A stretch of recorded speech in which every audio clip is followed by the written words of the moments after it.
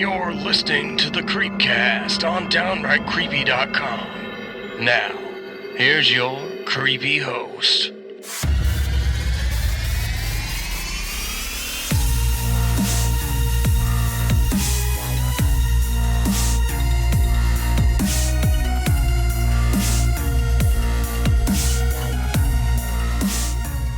Hello everyone, welcome to the Creepcast here on downrightcreepy.com. I am KC Canton along with Adam Roberts, and today we're going to dive into Shudder's Cursed film docu-series, which talks about the tragedies that surround each of these films. Then we'll rank them, but before we rank them, Adam, we got to do a creepy check today. How are you doing? Just in general, how creepy am I doing? Well, let me put it this way. On a scale of creepy children from like Regan at the Exorcist or Damien from the Omen, how creepy are you feeling today? Oh, I feel Creepy like children. creepy children. I don't feel. I'm not so much Damien today as I mostly feel like Carol Ann. Okay. And Why is most that? everything I do, I don't know. Like I like Carol Ann's very robotic. I think in Poltergeist and the apocalypse and everything around the world has kind of got me feeling a little robotic. Yeah. Yeah. How are you feeling? I got to tell you, I'm feeling a little Esther from The Orphan today.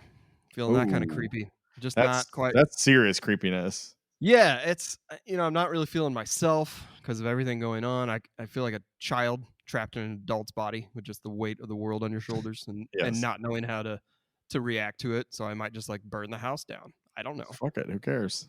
No one can That's stop you no one can stop me. I'm an because adult. you're an adult playing a kid. I'm a 13-year-old adult. Yeah, as we all know that. We all feel the same way. Well, I'm glad we got that creepy check out of the way. As always, just really therapeutic. But if you want to ask us any questions or talk about this episode, you can hashtag us Ask the Creep or Ask a Creep. God, I'm gonna get this right after 10 episodes. Ask a Creep. Hashtag that at Downright Creepy on all social media networks.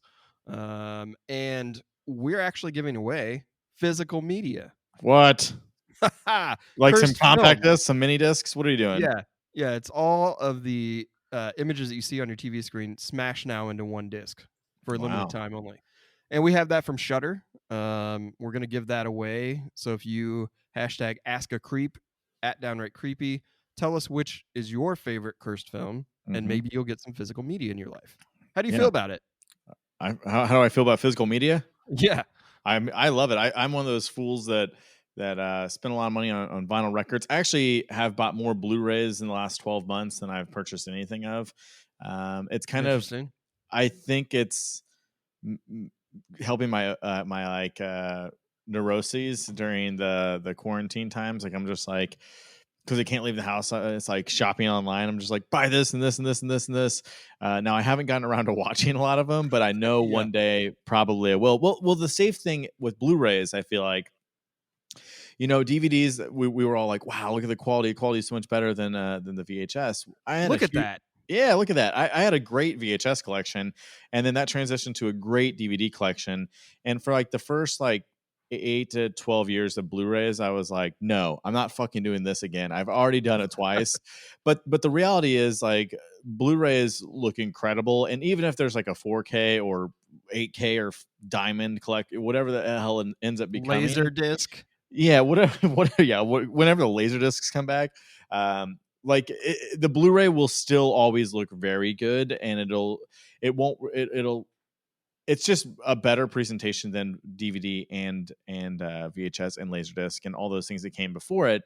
So I feel confident in now, whatever we're in 12, 15 years of a Blu-ray existing, I feel confident now building the collection. And you can get like everything, and you're not in the first iteration. So most everything's been newly remastered, and it looks better than it's ever going to look and sounds better. And I have some 4K stuff, but I have a 4K and a 4K TV, but truthfully, I don't notice a huge difference. And especially in the pre like 2015 movies, they all kind of like they look good, but really only have I noticed any in movies made like in the last 5 years when there's like a regular Blu-ray and a 4K Blu-ray, probably because they're just shot with modern technology, using modern color schemes and things like that. But yes, Tim, I've been buying physical media, so I hope everybody is on the same wavelength as I am. If not, consider doing it, because it might just be the habit you need in your life at these times. You got to get that Justin Beam commentary, baby.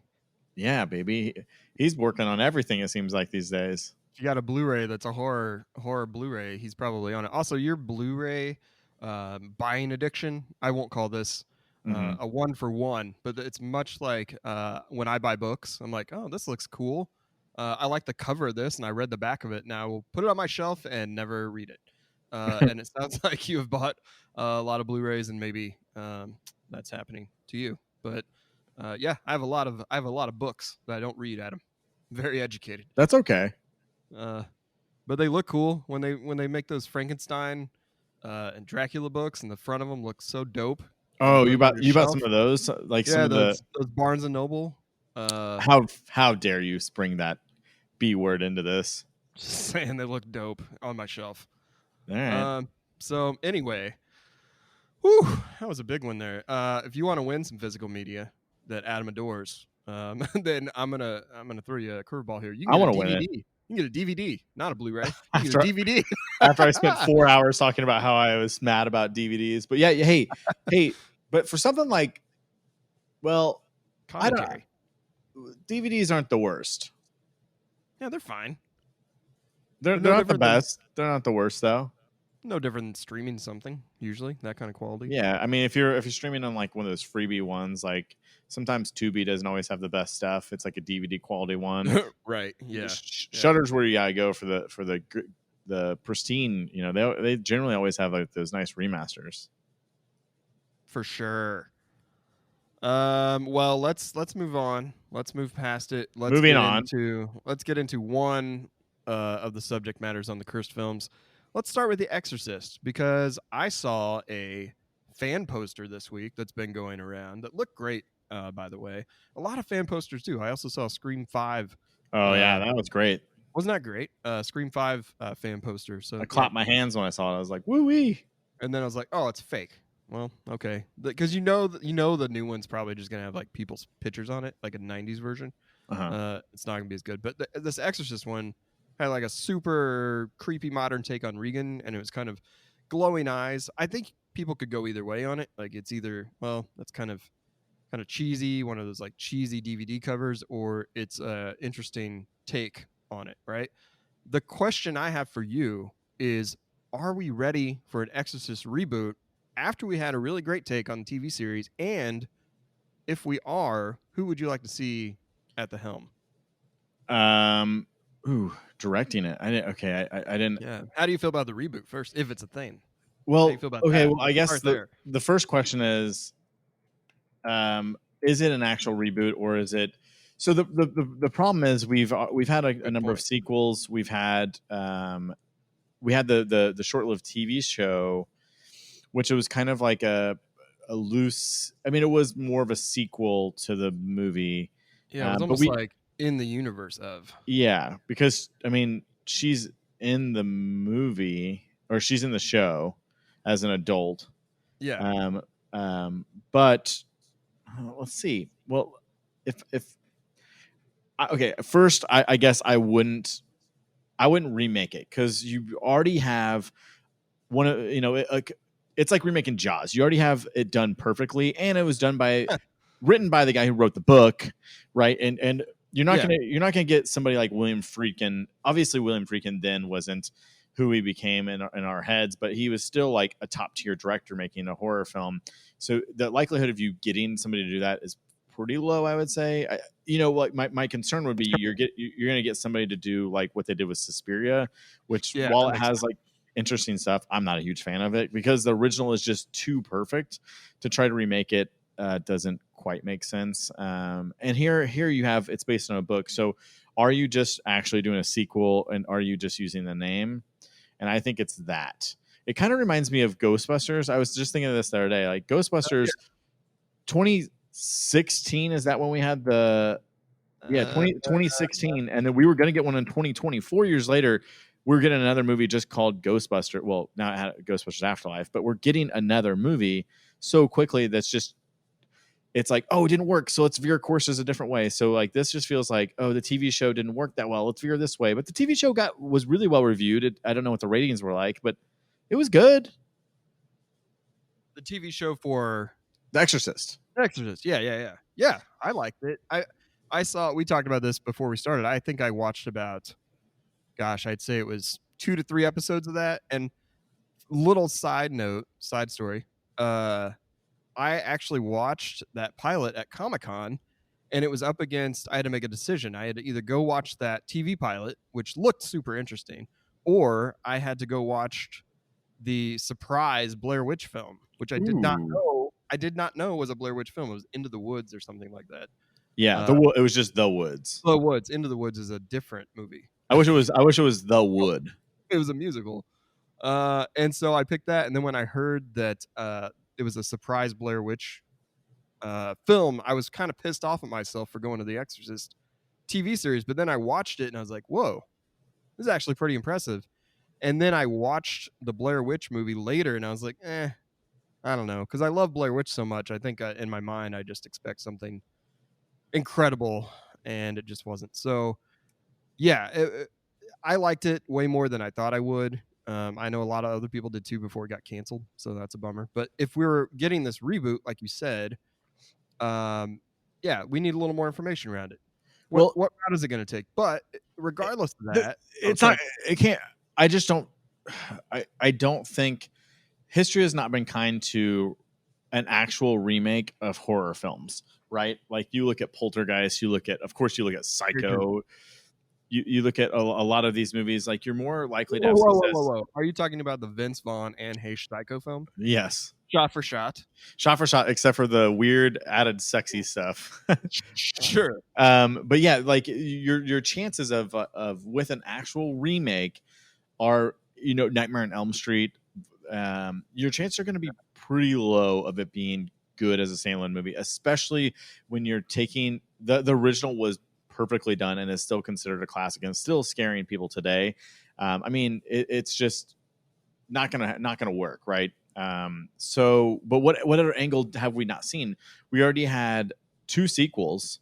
We had 2 prequels, arguably, if you want to say The Beginning and Dominion, they're both technically or prequels. Yeah. And then you had a TV series. So what haven't we seen? I guess what we haven't really seen, which maybe we kind of did though in the TV series, we haven't seen like an actual modern take on it, on like, let's erase the history of, let's not tie it into that original events or Reagan or anybody, or like, what is an exorcism in 2020 look like?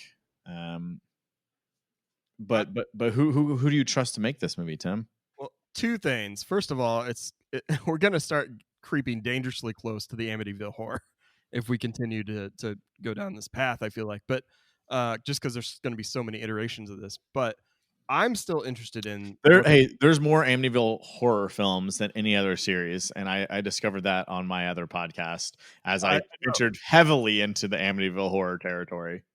Yeah, I know you guys thoroughly kind of dove into every facet of Amityville Horror on the Nightmare podcast, Hour, which you guys should check out. The thing I was going to say though is, in terms of who I would want to take on something like this in kind of a fresh perspective, like you mentioned, is Fede Alvarez. I think he would do wonders with it based on what I've seen him do with that Evil Dead remake in 2013. I think he could pull off something creepy like this in a really effective way if we're going to make it. What do you think of that choice? I don't know. I just feel like it's a great choice. I feel like I've patted myself on the back right now. I did great. Well, I don't think it's a bad choice. But what about, so what I guess what I'm thinking is like, who's the most similar to Friedkin working today? So Friedkin wasn't a horror director. He was kind of an everything kind of guy. I would like to see somebody like if you're gonna go with a name director, I'd like to see Steven Soderbergh direct The Exorcist.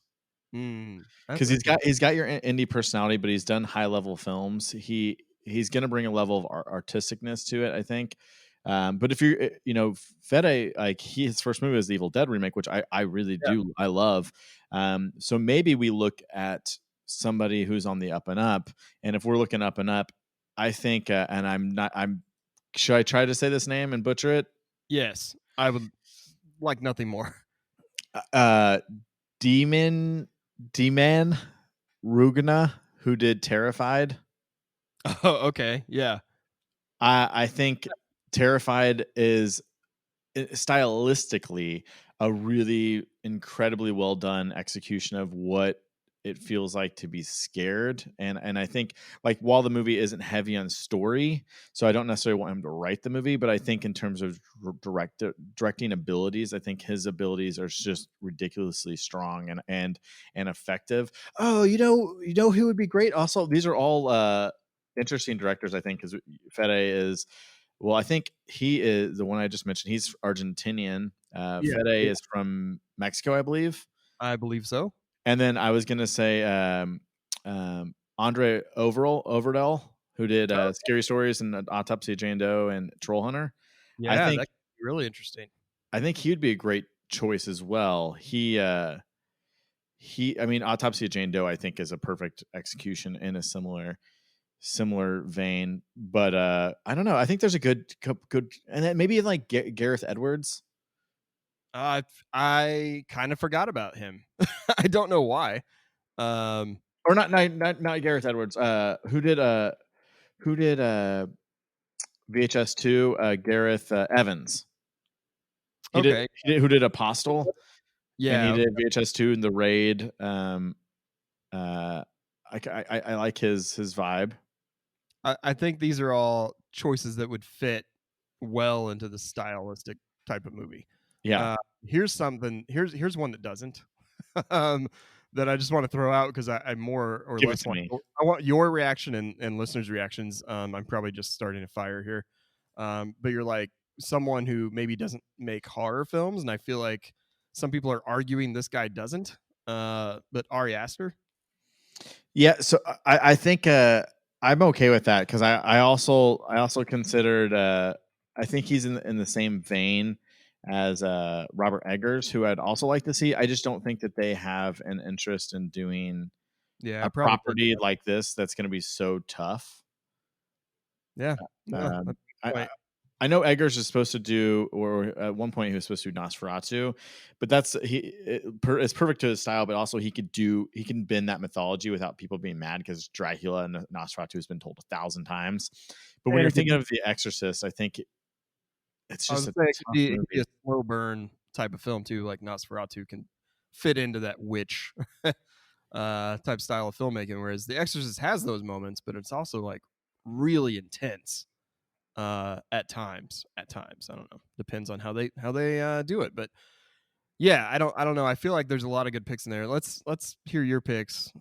Please tell us who you think, or if you even think this should be done. I'd like to hear everyone chime in. I'll throw in one more pick, only because they just had a film come out and it was in my top 2 of the year, and I think that their style, Natalie Erica James, who did Relic, I think Relic is a movie that I could see her making her version of The Exorcist, and maybe it would be more fascinating to watch a movie that's notoriously like featured women, if we're going to continue down that path, or if we're going to actually look to remake the novel The Exorcist. I think seeing it from a female perspective might be a little bit more interesting. In particular, her, I think how she handles in Relic the familia elements, which is very important to the Exorcist, and her ability to create insane tension and terror when you really don't see anything. So, and The Exorcist, you don't really see anything. You get a couple flashes, but most of it is dialogue and noise, and that's done exceptionally well, I think, in Relic. So,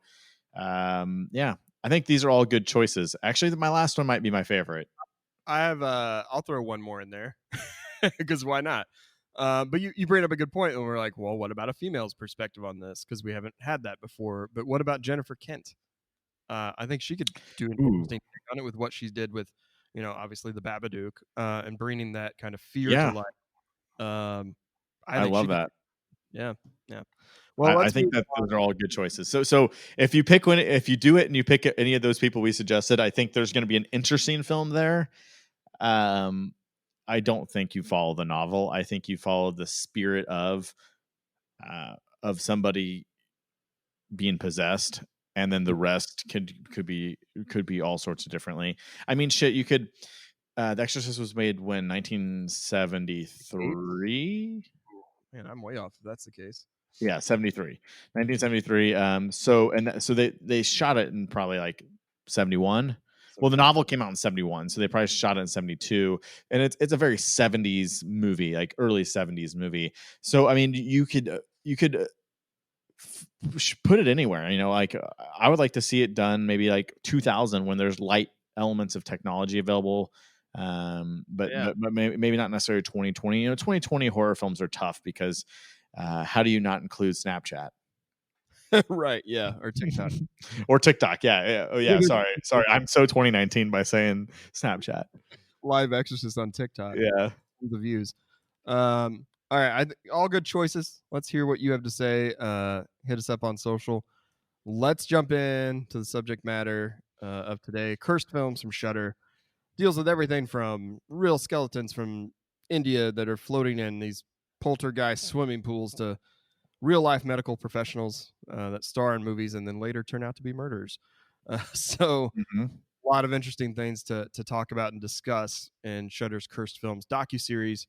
We're going to talk about each one of them a little bit and some of the things that made them kind of have this mythical lore around them being cursed. And then at the end, Adam and I will rank them in terms of which ones we think are the most cursed. We hear a lot about cursed films around horror productions. Crazy things that happen on the set of The Exorcist, or The Omen, or Poltergeist.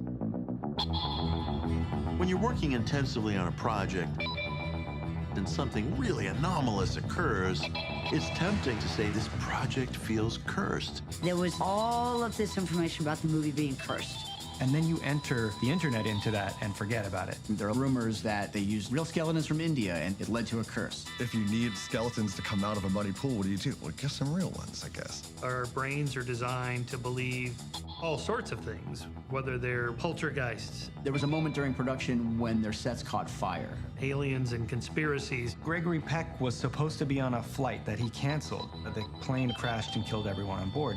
Angels and demons. The Antichrist would do everything not to have this picture made. For me, that was in one ear and out the other. It was the last night of shooting. It was the final scene with the rescue of the two children. Things are getting too close to the helicopter. And I turned around and I said, run.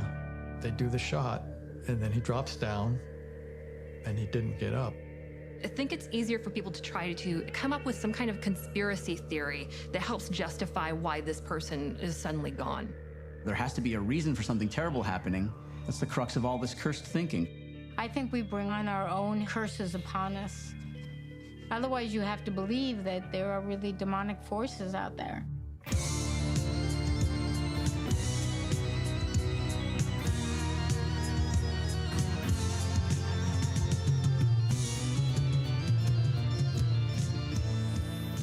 So there you have it, the trailer for Cursed Films on Shudder. Let's dive into the first film we're going to talk about from this docuseries, The Exorcist, which we just talked about a lot of, so I feel like it's a good transition. Perfect.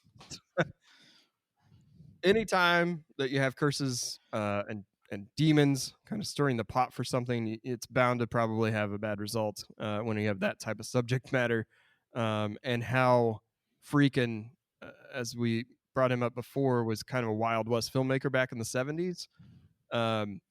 It just fueled all kinds of trouble for this film, not just from a production standpoint, but some of the bizarre stories that are hidden within it. So yeah, what stood out most to you, or was there anything that you learned during these? I'd like to kind of bring that up too, because there was a lot of stuff regurgitated that I knew. Was there anything that you learned or that jumped out at you that maybe you forgot?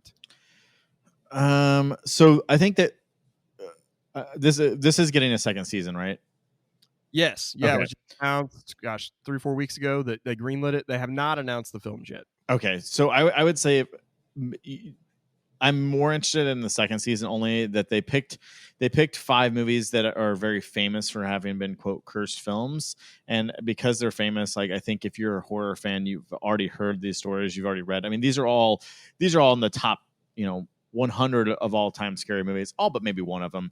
But so I don't think I necessarily learned it, but much like my love for special features on a Blu-ray, this kind of felt like a really good like packaging that would be on each of these box sets. Like the Exorcist one fits perfectly as a special feature, and so does I think The Crow and Poltergeist and so on and so forth. I think they all fit as a good special feature. So even though I've already heard this, it's nice to revisit it and see it packaged in a pleasant way. So I did enjoy all these. I'm trying to think, did I actually learn anything?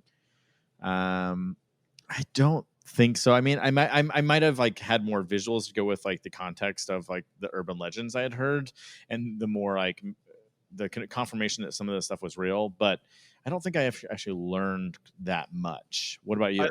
I think that's a great point that you bring up, that this is really kind of like special features amplified, and we so many times don't get that because of streaming content, or if we just see the theatrical release. You don't get that kind of behind the scenes commentary that often. And so for it to be packaged in that way, and give us maybe a unique perspective, especially for people that aren't familiar with the films, maybe new generation of horror films. I will say on the Exorcist specifically, I did learn one thing, which was that there's a scene when she's getting the CAT scan, and they used actual medical professionals for that scene.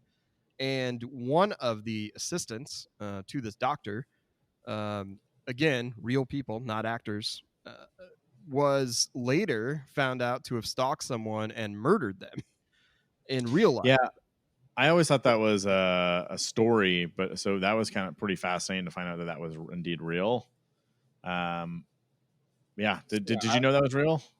I had actually not even heard about that. That was the only thing about the specifics for The Exorcist that I had never heard about. And so I thought that was pretty fascinating. I almost wanted to hear a side story about it, completely like some weird unsolved mysteries thing, except for the fact that he was so quick to admit to the murder.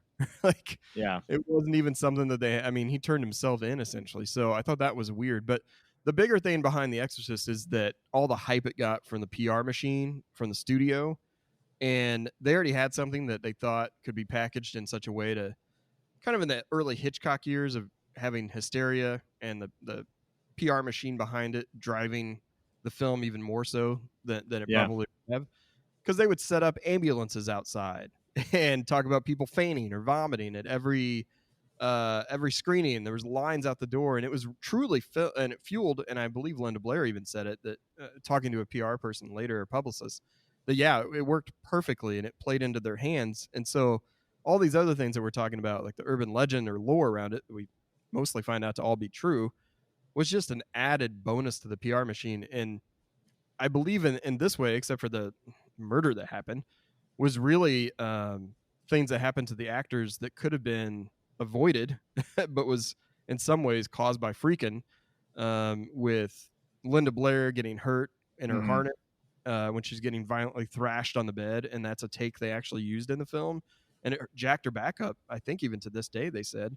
I knew about some of those things because I'd actually seen Linda Blair at conventions before, and seen clips of her talking about it. But she really seemed like she did this docu-series to kind of, I don't know, she's talked about this over and over again, right? Like, she felt uncomfortable still talking about certain things. I thought that was interesting. Yeah, I agree. I think I guess it's interesting to see how affected she was, but she was still a small child. And I think, we know like the experience of child actors has serious long-term effects on their, stability and like reality of people's, like, the problem is that they grow up in these environments, in these fantastical situations that as they're evolving as humans, that just permanently impact their lives. So I can't imagine being, especially notoriously, William Friedkin was a kind of a wild man. So working with a director like that and at such a young age with this intense of a material that was, based on a true story, I'm sure it was traumatizing for her, even though it was you know, at the same time, you're a movie star now. So I don't know. I think it's, of course it was an impact, but yeah, I don't know. I felt bad for her. Yeah, well, and even Ellen Bernstein that plays her mom, you know, she got pushed really hard during one scene, and that's the scene that they used in the film, and she got hurt. So yeah, there's people getting hurt. Seemed like more often than not on some of these really rough scenes. But then to top off, you know, all the injuries that happened, there was a fire that burned down a lot of the set except for Regan's room, which also begs the question of, you know, was the devil sending a message to spare this room versus all the rest, kind of playing into that urban folklore, urban legend type of thing that just fuels the fire of the already hyped up PR machine, I feel like. Yeah. And then, of course, we have the murders that we've already talked about with the doctor, which is a strange side story all itself. So all the issues surrounding this just add to the fact that many people will list this as one of, if not the most scariest film of all time. And then you add the curse to it, and it's like, man, it kind of amplifies it. Would you consider this one of like top 3 or the scariest movie of all time? No, I don't think for me, I don't think it's ever been. It was a movie that I think for a long time that I didn't want to revisit that often, and I still really don't. Makes me uncomfortable. It's an uncomfortable watch. Yeah, it's not just that it's super scary. It's just an uncomfortable watch, and I'd rather just not. But it is very good, I understand its impact and how it is one of the scariest movies. Like when I watch it, I guess as somebody who's not religious, it's not as traumatizing to me. Yeah. What about you? I would definitely like probably put it in my top 3. Answering, you know, what's your favorite horror movie? What's the scariest movie of all time is kind of hyperbole. It's hard to really ever put my finger on it. I have a collection of films I would talk about in that way, but I would never just pick one. It's too hard for me, and a lot of ways it just doesn't make sense. It's ever evolving. Right.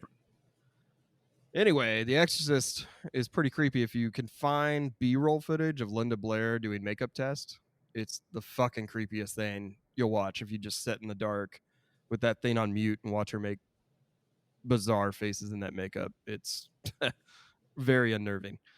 Let's move on to our next film, The Crow. So we can, you know, all agree that we lost Brandon Lee too soon, and it was due to this film. The episode kind of goes into great detail around Brandon Lee and how he met his demise here on the set of The Crow. And I feel like the film probably became more of a cult classic because of the accident, even more so than the film itself in some ways. So this was there was no real element of surprise here for me. It was interesting hearing the special effects people, the props people discuss this in great detail.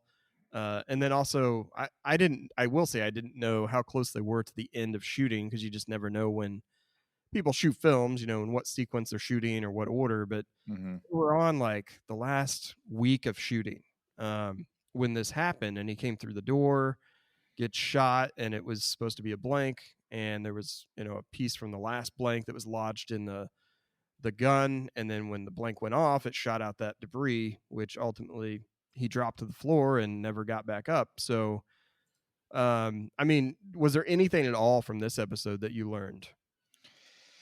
No, I was just reminded how freaking sad it was.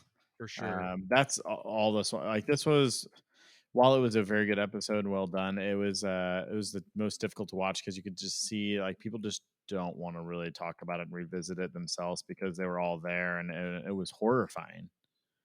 I would say there's another one on the list that was more like just of a gut punch for me. Oh yeah. And I think we both agree probably Yeah. another we're thinking about it. But yeah, I mean, reliving some of these things. I mean, when anyone dies, as a result of the curse, if you will, when we're talking about cursed films, if someone dies, I mean, it's way more harder to swallow than like folklore, urban legend that is real. And people getting injured on the set versus dying. And so for me, it's super sad. to learn about it. But then the parallels between his death and his father's last film, that actually is what blew my mind more than anything. Yeah. I had heard about it, but I didn't hear the actual story. And so when you hear about his father's last film, which was, Bruce Lee, and the Game of Death, and the parallels between the two situations, because, he dies, Bruce Lee dies in this film, fictionally, of course. Someone shoots him on the set. So it's very meta in what's happening here. And then, all these years later, Brandon Lee actually dies from essentially that same type of thing, but in real life. So pretty shocking. We lose Bruce Lee when he's young. We lose Brandon Lee when he's kind of on the burgeoning of his acting career, and was super proud of this project. So his family was, everyone was like, do we go on? Do we release the film? And his mom, his wife were saying that, he was super proud of this. So please release it. The world needs to see it. So they had to finish shooting without him, and basically a double. So yeah, it's more super sad than really any curse that might have happened. And I was just going to say it's more negligence in these scenarios and accidents, not necessarily meant on purpose. Yeah. I mean, surely the devil's not at work, if that's what you're alluding to, Tim. No, the devil is not at work. It will be, I feel like, later on. Yeah. When we get to the Omen, but not for this scenario. Would you like to see another Crow movie, like a modernized version of it? Okay. Because it's been something that's been, kicked around, obviously, and never really happened. Truth be told, I've only seen The Crow maybe twice in my life, and it's probably been 10 to 15 years. I never really had an affinity for it. It also never really felt like a horror film to me. It always felt like more... No, I mean... not an action movie, but it's a comic book movie. I don't know, like whatever that means. Like it's got elements of horror for sure, but in the same sense of like Hellboy never feels like a horror film. It's like horror elements in like an action superhero movie. I need to revisit it because I do think as an adult I'll enjoy the movie much more. But yeah, we're in the exact same boat on that. I think I've only seen it 2 times, and it's at least been a decade. I mean, closer to when it had first come out, maybe after the first couple years. I can't believe it's been out that long either. No. Yeah, it's been out for a while. Well, let's move on to our next piece of cursed film, which is the Poltergeist. Another film where, boy, this one's really been talked about quite a bit in terms of the things that surrounded it. Several kind of chains of unfortunate events happened, but it was starting with the thing that gets tossed around the most are real skeletons that were used in the famous pool scene of the film from India. And I thought it was interesting, the commentary in this is like, well, yeah, you can say cursed because of these real skeletons that are used, but it's not like Hollywood doesn't use actual skeletons in production. This isn't the first time right that like such a taboo thing happened. Yeah, I mean, this is I think of the group of films that they cover, this is the movie I like the most. This is one of my favorite movies, I think, of all time. I think it's almost a damn near perfect movie. And I'd always heard about the real skeletons, much like Texas Chainsaw Massacre apparently used real corpses as well. Yeah, I mean, like it was nice to have them confirm. Yeah, we used real stuff. I mean, we did that all the time in all movies. Like whatever, just like classrooms have real bodies too. Right. So it kind of wasn't an issue in that sense for me. But it was nice to like have somebody just like plain and simple who worked in the effects just be like, of course we use skeletons. We did all the time. Yeah, they called out, like House on Haunted Hill back in the day, black and white films. They were using them because it was actually cheaper. Mm-hmm. Which is bizarre to me that it was cheaper to get the actual skeletons than it was to like recreate a mold or something of it. Right. Which, man, that's bizarre. So we always hear about that kind of as the main thing from Poltergeist. It was like, oh, it's wrong, they shouldn't have done it. But what's more tragic are the two female leads in this, the young women, that kind of lost their lives way too soon. And it wasn't because of anything that was cursed. It was, in some ways, medical malpractice, and another way, a domestic violence issue. So start with actress Dominic Dunn, who played Dana Freeling in the film, and she had a very, abusive boyfriend at the time. I think people, she'd come to set with bruises, and the cast and crew would kind of know something wasn't quite right. But unfortunately, in October, she was strangled by her boyfriend in the driveway in West Hollywood, and she later died about a week later. She was only 22. She never regained consciousness after she was strangled, and just a sad way to see her life end when there was a lot of telltale signs there. So now you mentioned Carol Ann earlier, and how you thought you felt more like Carol Ann in your creepy feeling. Do you want to talk about Heather's kind of demise here? Heather O'Rourke, who played Carol Ann in Poltergeist. Yeah, I mean, she was like the heart and soul kind of for all of us with the series. I mean, she's the tagline. She literally is the poster for the first film, and she was the through line really until I think the third film, right, is when she got replaced when she passed away. Yeah, I mean, I just remember when she passed away from, I think at the time it because the age we lived in, it was like it quickly became an urban legend. It was like the girl from the Poltergeist films. She was, she died of like a stomach issue, right? Yeah, it was intestinal some kind of like stenosis. Intestinal yeah, stenosis, but at age 12. But I mean, I had heard a million different things though, like the set was haunted and like that something supernatural had got to her and she had died. No one knew how she had died. She died in some mysterious way. And I remember, being sad because I think I was, so I don't know if I actually saw that movie because I think that one came out in the late 80s.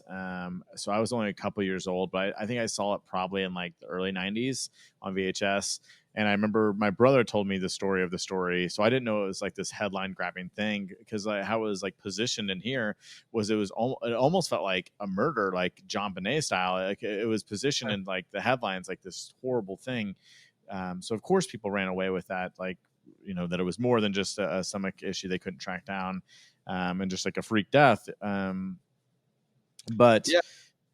yeah, it was crazy. And I remember like it was weird to see them reshooting the scenes and how they were, of course you'd be against it because it would be just surreal, right? Well, and she had a very kind of close relationship with the director, so you could tell in this docu-series too how incredibly sad he was, and going on the set that day and having to shoot the extra, with the wig from the back with the dress on. Yeah. And how everyone on set just felt so, and it would be so weird to have worked with these people for, weeks, months, have a relationship with them, and then essentially be shooting a scene that's supposed to be them when they've passed away to finish the film. It was just bizarre, but she's definitely one of the most iconic horror children in the genre. And that line is classic. They're here. Yeah. And it just sets everything off, right, for the whole series, even to this day. I thought it was also interesting. I read where Drew Barrymore was considered for this part over Heather O'Rourke, but it later landed her the audition that cast her in the role of E.T. So that was kind of an interesting thing. Could you imagine Drew Barrymore being in this part? It's hard for me to think about that because Heather just fit it so perfectly. Yeah, and I think it might be a little distracting, like having somebody who became a superstar to see them as a kid. It just wouldn't. It wouldn't feel the same to me, I don't think. But yeah, so Dominic Dunn and Heather O'Rourke both buried in the same cemetery, Westwood Memorial Park in Los Angeles. So they met their demise pretty early, both very tragic, nothing to do with really cursed films. Everyone will tie it back maybe to those ghost stories that you're talking about or the skeleton, but that's just not the case. It's more tragedy. This really should be called tragic films. Right.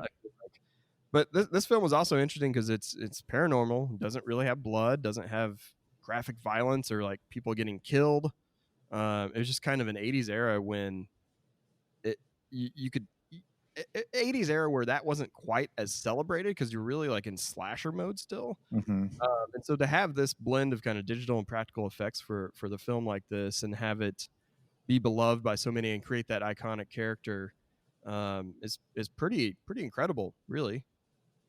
Yeah, kind of emblem type of horror film. Yeah, I agree.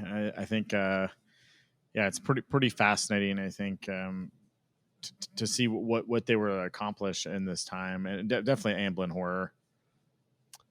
Well, let's get on to another demonic curse, the Omen. Boy, And oh this boy. one, okay, so this one felt the most minor to me, but I did enjoy it because it was also the one that has the most top tier people who worked on the movie talking about it. Like you get Richard Donner in this, you get some of the producers, you get effects people, you get kind of every aspect of this movie because it wasn't as horrible. This to me almost, there wasn't as many tragic things that actually happened to people necessarily, but it was near misses. It was like the near miss film. And I actually didn't know a lot about this going in.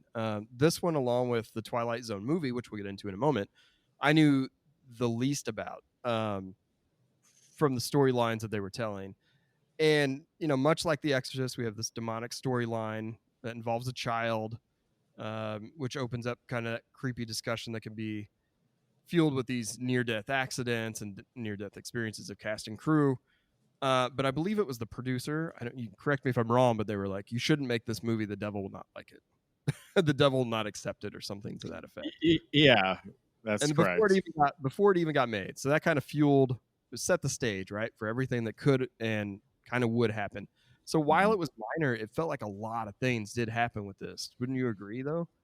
Yeah, like the sure. most activity, at least, that occurred. So yeah, they wanted this film got made because they wanted to replicate the success that The Exorcist had, and that's when they opened production in London. And so they wanted to kind of have this formula for the same blockbuster, maybe even have some of the hype factor around it, and kind of follow in weird ways like a cursed playbook that The Exorcist had. And that, it was the creator Robert Munger that warned the producer Harvey Bernard that this film shouldn't get made because it's going to be cursed right off the bat. And I feel like in some ways he's kind of right. Out of all the ones that might have a curse factor to it, because actor Gregory Peck, he had a scene where he was getting attacked by the dog, and the stuntman stepped in. He was wearing protective clothing. He's still bitten, bit the trainers, couldn't get the dogs to stop. And then another animal trader that was on the set actually later died after filming the scene where the baboons attacked Damien. Now, it wasn't a direct result of that, but it was all these tangential things with this film that kept happening, including Gregory Peck. Do you want to talk about maybe the worst luck of all? Yeah, I assume you're talking about the dog attack. Well, the lightning strike. Oh, yeah. Planes. When he was on the plane, he got the plane that was struck by lightning. I think 3 times. Yeah, it was so like Gregory Peck avoided an accident because he didn't on a plane, but then lightning strikes happened to the cast or crew in some capacity 3 times to airplanes they were on. Nothing happened in terms of them having crashes, no deaths. But I've been on airplanes with lightning storms a couple times, and I'm not gonna lie, as the older I get, for whatever reason, and maybe I've always felt this way, I don't like heights. I've always kind of had some weird fear of flying in my head. And it feels like it gets worse as I get older. Maybe it's because of what we've lived through, through terrorists and that kind of thing. But turbulence bothers me if it's really bad. And lightning terrifies me because in my mind, I'm always like, this thing's going to get struck. Or maybe there's going to be some demon on the wing. Yeah. I'm flying. So I don't know. I mean, 3 times is insane to me. Over the course of this filming, I wonder how often that happens.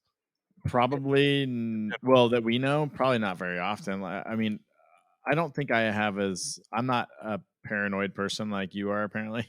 Yeah, apparently.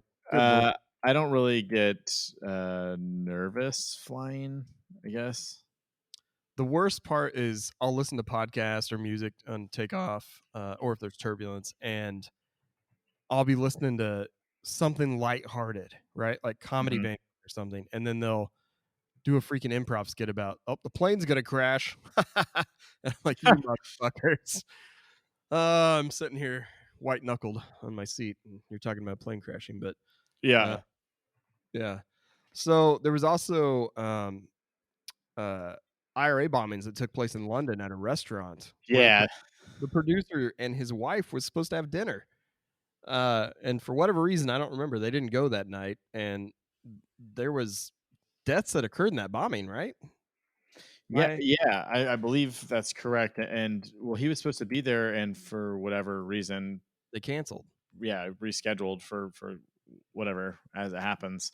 Yeah, I don't know. I think that was that one probably would scare me more than the lightning strikes, just because it's just a bomb blowing up for sure. Yeah. The most disturbing thing that happened to anyone involved in this film, I thought, was the special effects designer John Richardson. Mm-hmm. We find out, wasn't this part creepy? The scene, there's a scene in the film where there's decapitation, and he's obviously involved in it as special effects designer. But ultimately, life kind of imitated art, because John and his wife got into a freak car accident later on, and a tire flew through the air, decapitated his wife through the window. I can't even fathom that being real. It's like something you'd only watch in a movie. And John was it's very knocked Final unconscious. Destination when they talk about that. Yeah, John was knocked unconscious. He came to, found out his wife was dead, and supposedly said that he saw a sign on the side of the road that said Omen, OMMEN. Mhm. OMMEN was 66.6 kilometers away. So incredibly unnerving, if that's true. And what a weird coincidence. Or was it a figment of his imagination? I have no idea. You go through tragedy like that, you could maybe make anything up. But yeah, regardless. Yeah, that was very scary. But again, continues the trend of how sad most of these stories are, and how they're just horrific things happening. Well, let's not lighten the mood. Let's get a little darker and go into the last one. Twilight Zone, the movie. So this was the one I knew the least about. I knew it was a thing. I knew it never came out, but I honestly didn't really know anything about it. What is your background knowledge on this? This is another one that I've seen, I think, 1 or 2 times when I was very young. So I remember beats in the movie, the something on the wing, and right. That's about. I remember somebody being killed on it, but I don't remember very much outside of that. So this one was basically it. I don't remember much about the movie. I don't remember much about the story. So yeah. Yeah, I didn't know anything about it. At least this scene, which was shot by Landis, John Landis. Everyone knows him probably more famously, I feel like, from Thriller, from a mainstream perspective. I just you hear things about kind of the wild west of filmmaking, and boy, this takes it to, I feel like, a whole new level, because there's a scene where we have the main actor, and I'm blanking on his name right now, so I apologize. If you know, please chime in. Is that Vic Morrow? Yes.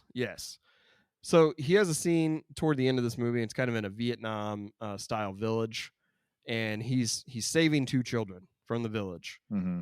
And we hear a lot from the set designer, set dresser, who clearly has issues to this day from this. And why wouldn't you, right? Ultimately, it's not his fault. He warned them that there was potential danger in this during the pre-production, and when they're basically doing rehearsals. He kind of landed. This was the first kind of big gig he landed, and I believe the producers on the show, or on the film, came up and said, this is great. You made it to the big time. This is a stepping stone piece for him in his career. And so moving forward, we see these 2 children being rescued from the Vietnam village. Well, it was going to be a helicopter rescue, a chopper. Mm-hmm. It was near a ridge. The village was set against a ridge next to a kind of water and a pond or a river. and they're flying in. There's tons of pyrotechnics going off, like, explosions happening around them while this plane's coming down. And they're like, man, the set designer was like, I think we need to kill the pyro a little bit. It's too much. And they're like, Landis was like, if you think that's a lot, like, wait until we actually shoot. Which goes back to the negligence fact, right? So here we go. The scene gets shot, pulling the kids out. The parents of the kids are like, is this safe? I believe one of the producers or someone said, oh, it's like a Disney ride. Like, don't worry about it. Everything will be fine. Next thing we know, they're running across the water, and the chopper, something happens to the chopper, whether it was pyrotechnics, I don't quite remember, or if it was just too low. But it crashed, and when it crashed, it went sideways. When it went sideways, the blades, unfortunately, basically cut them in half, decapitated the actors and the children. And this one was a gut punch to me, more than any of the other ones, because actual lives were lost in a super tragic way that has affected people to this day pretty profoundly, it seems like. Yeah, I think, yeah, I mean, it's, well, and he, Landis had insisted that they film at night and the kids weren't legally allowed. And he's like, well, we'll just do it at night. We won't tell anybody. And I guess they were also using like real like bullets in some of the scenes, like for the Vietnam stuff. And I think what happened was a bomb, like a firebomb went off where the helicopter was flying, and it caused the pilot to lose control. And then, because it hit the part of the helicopter, and then the helicopter crashed down into the river where the actors were standing, and fell apart and decapitated the kids. I mean, it's horrifyingly sad, and makes you really just say fuck John Landis, because when you see him subsequently like just say like, well, that's the movie business, basically. Like, he just has no remorse and seemingly doesn't give a shit. It was more to me that was his stance, that we kind of hear secondhand one, because he wanted no part of this, but it's pretty publicly well known at this point. But he still went to the funerals and spoke at the funerals. So it's such a weird thing to kind of be like, well, accidents happen, but then to still care enough to go to the funerals and speak at them. It's just bizarre to me. Yeah, it just shows, I think, how out of touch he was with what had transpired. I don't know. That was, that was a tough episode to watch. Probably the most of them, just because how it all plays out, and it was 100% avoidable. Don't you feel like in some ways he really, like, he wanted no part of the documentary, but in a lot of ways he could have used this to kind of clear the air and maybe even have it be therapeutic and talk to that set designer and talk through. I mean, that would have been incredibly interesting to see, but also like the right thing to do in a lot of ways. Yeah. You would think he would want to clear the air, but the fact that he doesn't is, I guess, continues the fuck John Landis of it all. Yeah, man. Super sad. Like I said, a gut punch. If there was ever a film in the 5 that we watched to call this series tragic films, this would be the one. Yeah. All right, we've got through all of those. We kind of give you some background on it in case you didn't know. I still suggest watching this. We're just touching on things. It's good to hear it from the people firsthand, and you're going to hear details that we left out too. So again, if you want to get a copy of it, physical media, hit us up on Twitter. Hashtag Ask a Creep at Downright Creepy. Now let's get into our rankings of which films we felt, quote unquote, were the cursed films of these. And do you want to start off with your number? Actually, just go through all of them, and then I'll go through mine, starting with number 5. Number 5 is going to be The Twilight Zone. It was sad as fuck. Yeah. Yeah. I just don't want to revisit that one. I think it's the hardest one to get through. It's not. It wasn't my favorite to watch. I mean, I learned the most in it. It's certainly, while I've wanted to personally revisit the film, I don't really want to now. I agree. Yeah. What was your number 4? My number 4 is, I think, gonna be for the same reason as The Crow. The Crow, like, a movie I don't have a huge connection with, so that's like a part of it as well. But also, it's just so like it's been in the zeitgeist of my life this whole time that Brendan Lee died because of this and a malfunction. It's just it's while it's a freak accident, it's just it was the most it's so morose. Those 2 episodes are just not very fun, like as compared to like the Omen. Like the Omen, I think is the most fun of the whole series. But number 3, I would say, is Poltergeist, probably because I knew it the most. It is something that feels like the most special features on a Blu-ray. It is, of course, still sad because multiple people are killed and die for different reasons. But yeah. And then The Exorcist, I think, is gonna be my number 2. Exorcist is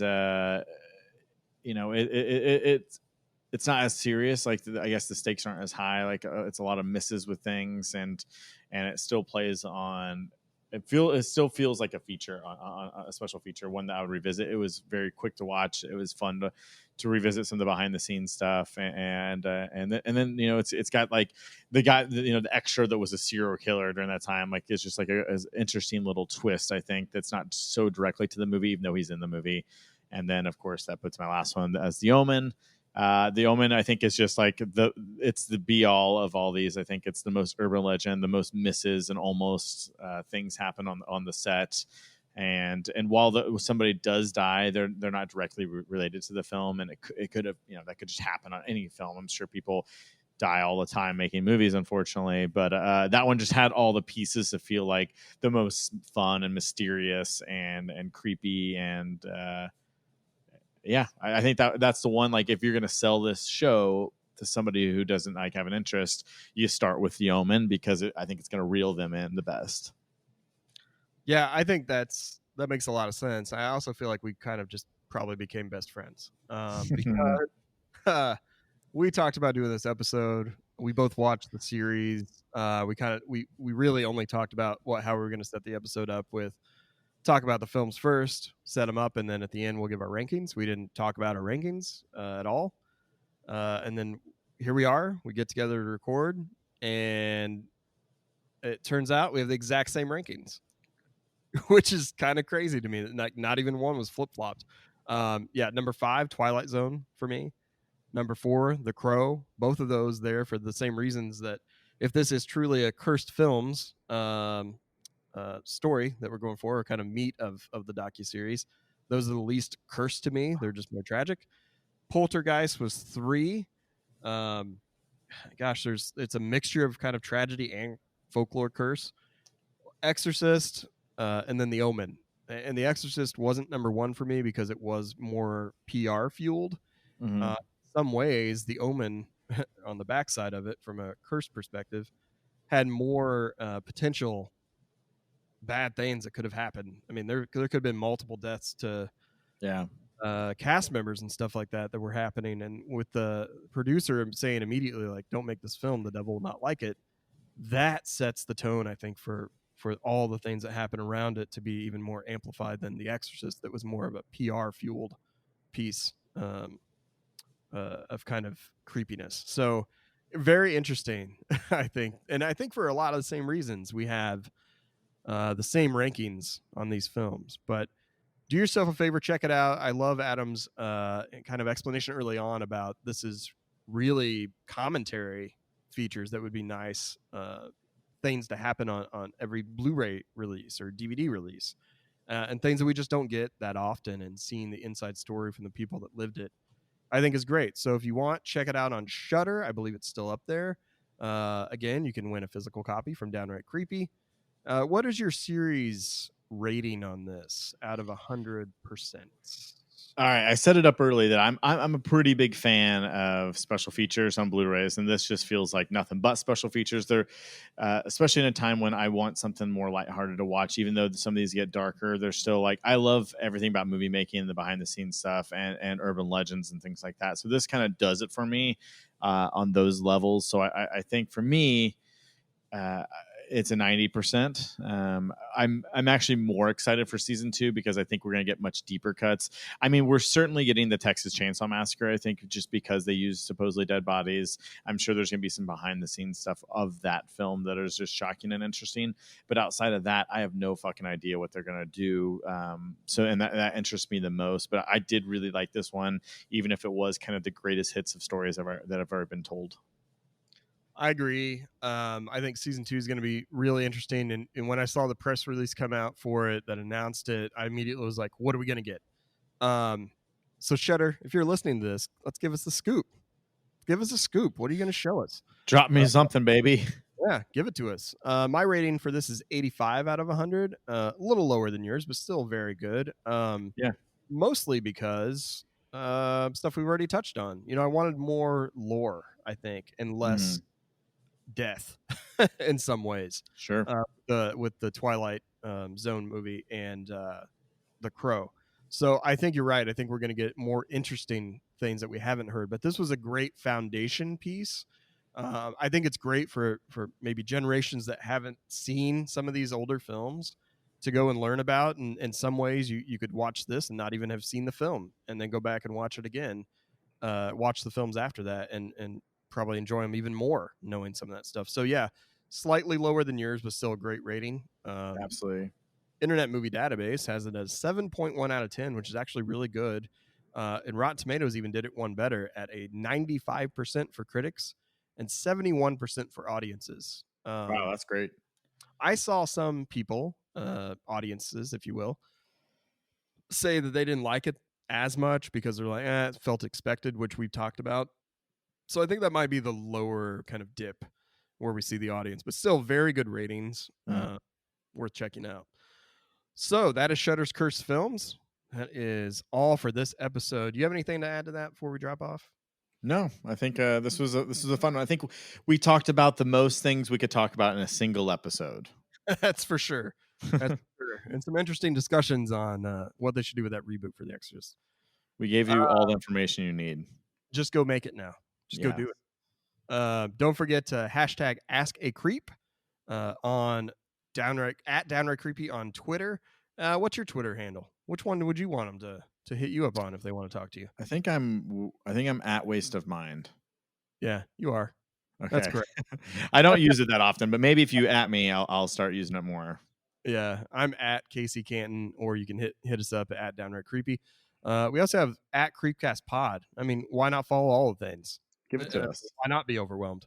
Follow us everywhere. So we will see you next week or next episode.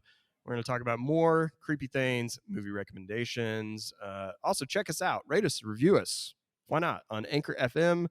You can find us on there, Spotify, iTunes, everywhere you can find podcast. So, Adam, I will see you next week. All right. Keep it creepy. All right. Always.